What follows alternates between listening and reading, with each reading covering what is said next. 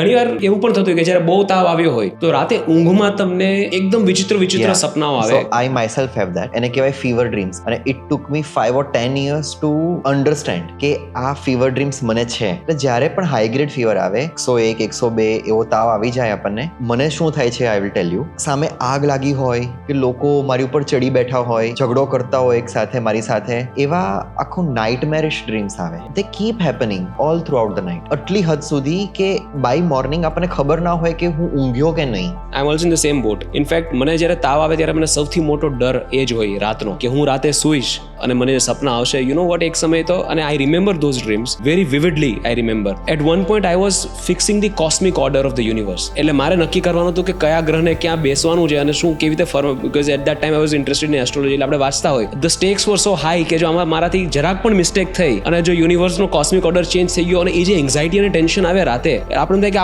આટલો બધો ભાર મારા ઉપર છે અને you feel that you haven't slept. ક્યારેક એક્ઝામના જૂના ટેન્શન આવી જાય કે મારે એક સાથે 5 એક્ઝામ આપવાની છે. નાવ આઈ અન્ડરસ્ટેન્ડ સાયન્ટિફિક.